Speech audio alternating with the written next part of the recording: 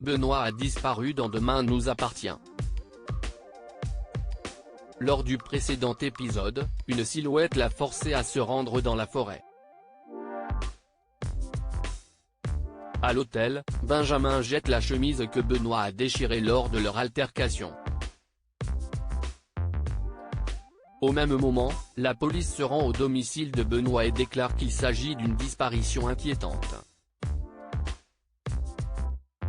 Pour Lisa, cela prouve juste que Benoît est coupable et qu'il tente de fuir.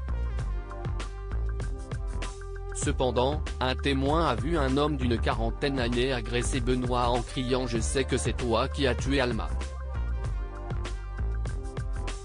Pour Sarah et Georges, cela ne fait aucun doute, il s'agit de Benjamin. Georges se demande comment il a pu savoir que la police le suspectait. Lisa n'emmène pas large. Ni une, ni deux, Karim retrouve Benjamin et lui demande de le suivre au poste. Ce dernier se préparait pour aller aux obsèques d'Alma et ne comprend pas ce qu'on lui veut. Karim lui apprend la disparition de Benoît et découvre au même moment la chemise déchirée. De plus, la main de Benjamin est blessée.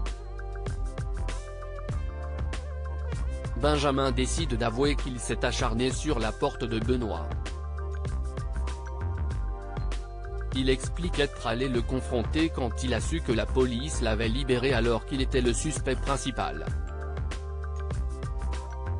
Le médecin avoue être parti en vrille. Cependant, il affirme s'en être rendu compte et avoir lâché l'affaire.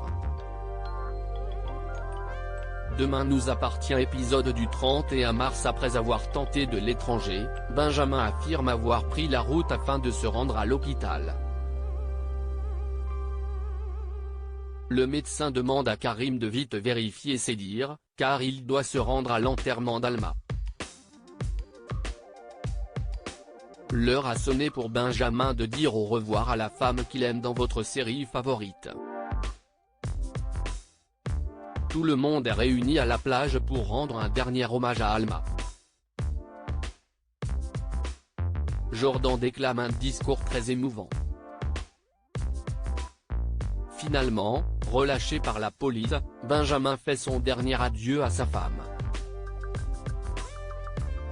Un moment riche en émotions dans Demain nous appartient. Peu après la cérémonie, au Spoon, Benjamin confie à Victoire que son hommage était nul. La jeune femme le réconforte et lui assure que c'était parfait. Ensuite, Benjamin remercie Audrey pour son aide et il avoue qu'il n'aurait rien pu faire sans elle.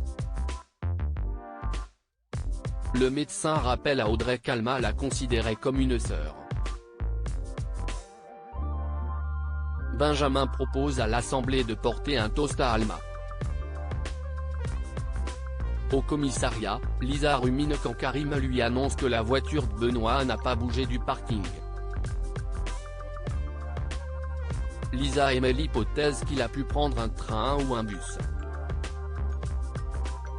Or, Karim pointe du doigt qu'il n'y a aucune trace de paiement ou de retrait. Lisa en est certaine, Benoît s'est volatilisé de son plein gré. Elle pense qu'il a voulu faire croire à son enlèvement pour brouiller les pistes. Karim avoue qu'il est étrange que le tueur change de mode opératoire. Sébastien au plus mal. Raphaël passe au commissariat pour remercier Martin de s'être décarcassé la veille. Mais ce qu'elle ne lui a pas dit, c'est que son pâtissier lui avait refait un fraisier japonais.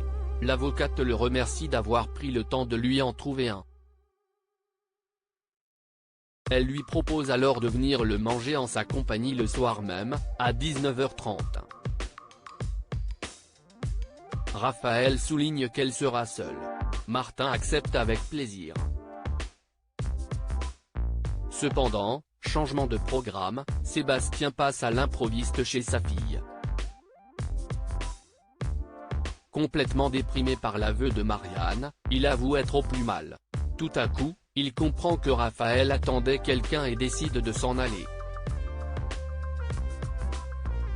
L'avocate lui ment et explique qu'elle avait convié une amie, mais qu'elle va annuler. Elle insiste pour que son père reste avec elle, car il a l'air mal en point.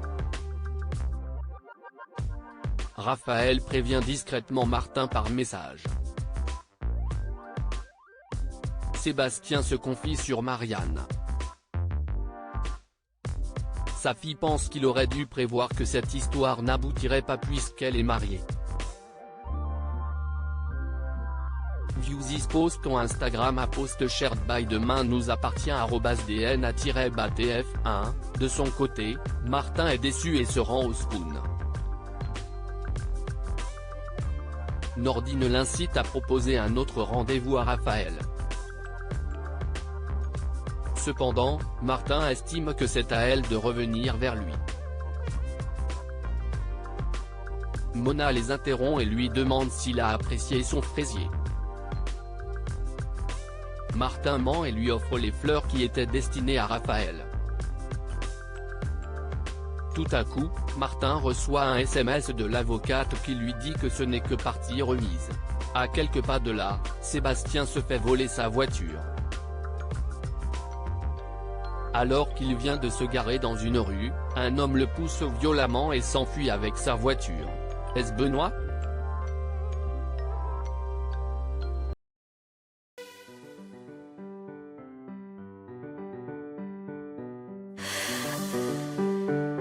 The